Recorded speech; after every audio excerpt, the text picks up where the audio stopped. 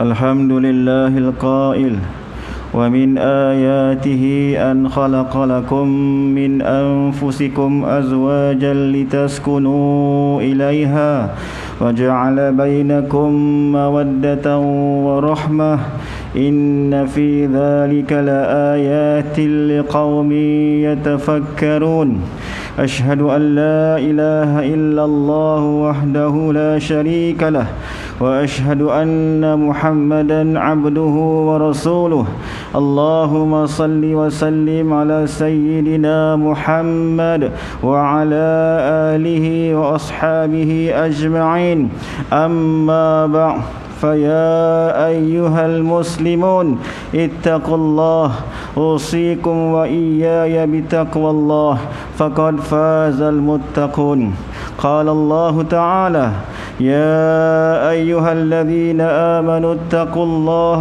حق تقاته ولا تموتن إلا وأنتم مسلمون. Muslimin yang dirahmati Allah sekalian, saya berpesan kepada diri saya dan hadirin jemaah sekalian, marilah bersama-sama kita memperkasakan ketakwaan kita kepada Allah Subhanahu wa taala dengan sebenar-benar takwa, dengan melaksanakan segala perintahnya dan menjauhi segala larangannya. Mudah-mudahan kita mengecapi kebahagiaan di dunia dan di akhirat. Mimbar Jumaat pada hari ini akan membicarakan khutbah yang bertajuk Memperkasa Institusi Kekeluargaan. Hadirin sidang Jumaat yang dirahmati Allah Subhanahu wa taala, institusi kekeluargaan merupakan komponen terpenting dalam proses pembentukan masyarakat dan negara.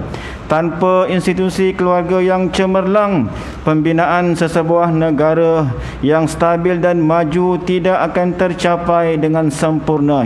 Islam meletakkan institusi kekeluargaan sebagai institusi penting dalam membentuk masyarakat yang beriman dan cemerlang.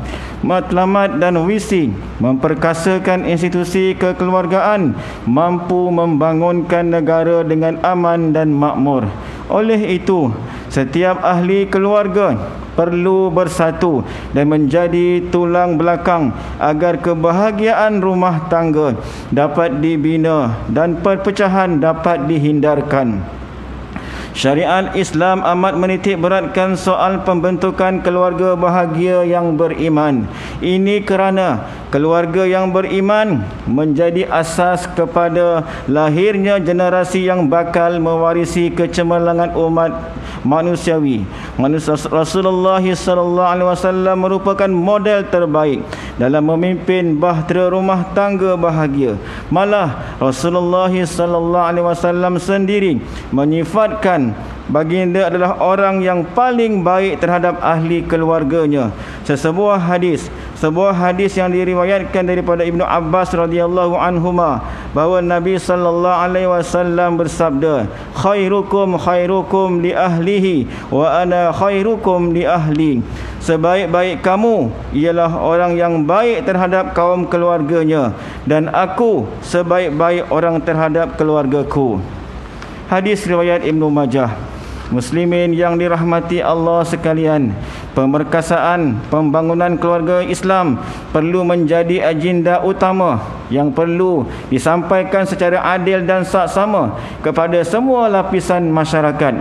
Ia merupakan misi penting dalam konteks membina sebuah keluarga sakinah, khususnya mereka yang berdepan dengan krisis kekeluargaan.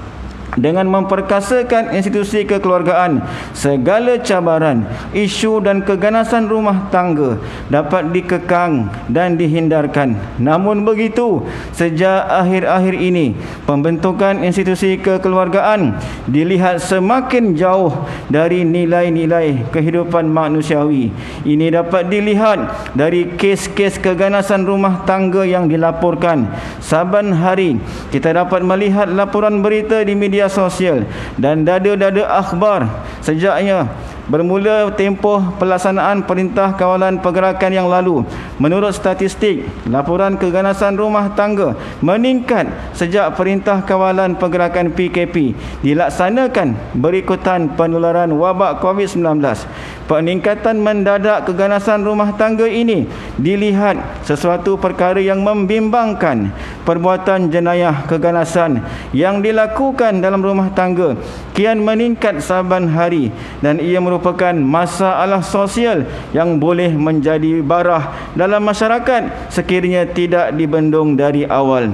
Menurut statistik yang dilaporkan oleh bahagian Undang-Undang Keluarga JAIS, sebanyak 191 kes keganasan rumah tangga telah dicatatkan sepanjang bulan Januari hingga Mei tahun ini.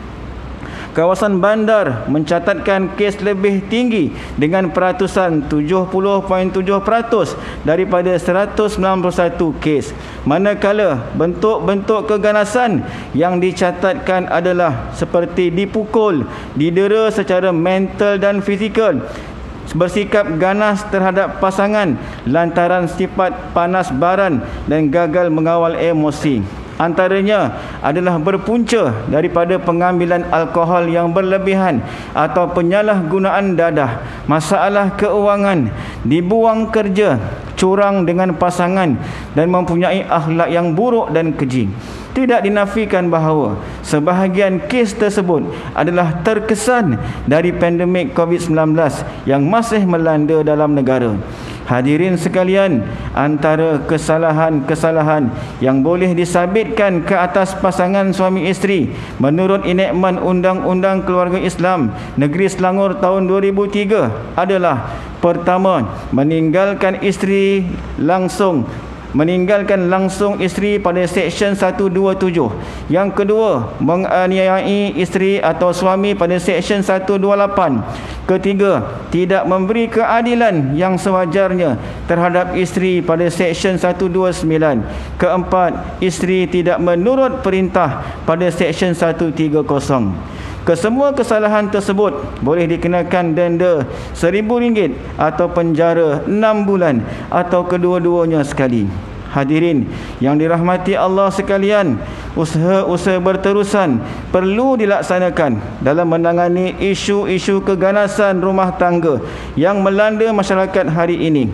Antara beberapa sikap yang perlu dititik beratkan dalam memperkukuhkan institusi kekeluargaan adalah dengan meningkatkan aspek amalan komunikasi kekeluargaan secara berhikmah dan bijaksana, mengawal percakapan dengan lemah lembut, sentiasa bertolak ansur, sabar dalam menghadapi masalah dan tekanan, serta mengutamakan sikap saling hormat menghormati dalam institusi kekeluargaan.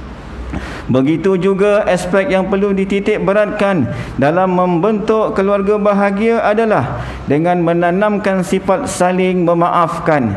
Sifat yang mulia ini dapat menghakis sifat dendam, seterusnya dapat menghindarkan persepsi buruk dalam diri pasangan dan keluarga.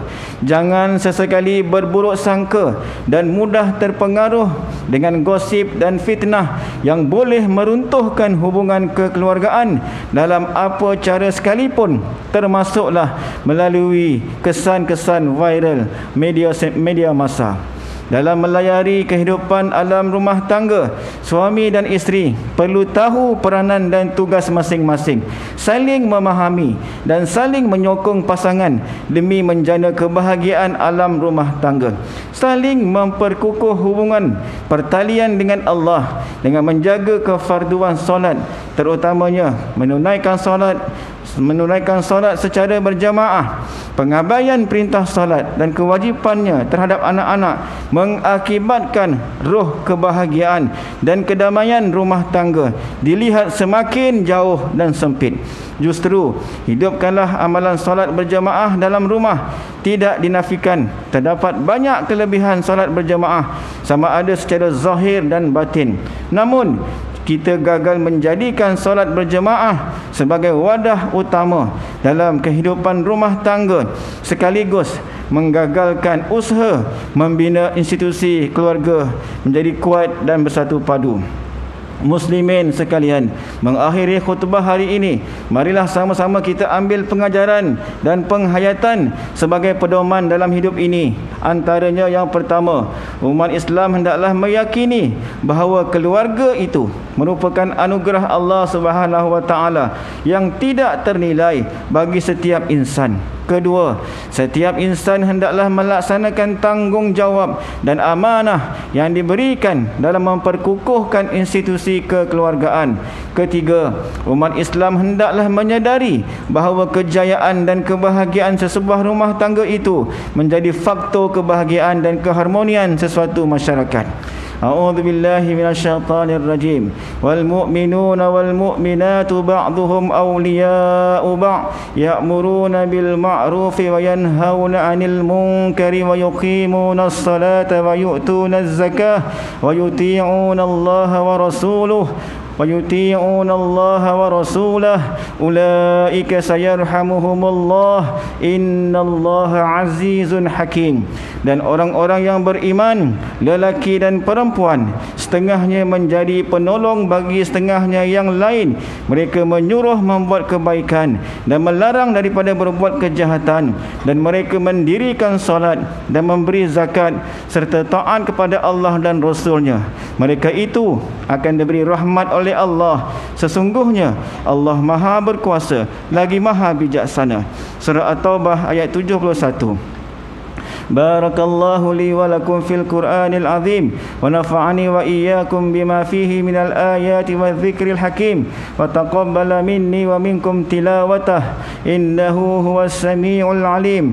Aqulu qawli hadza wa astaghfirullahal azim li wa lakum wa lisairil muslimin wal muslimat fastaghfiruh innahu huwal ghafurur rahim.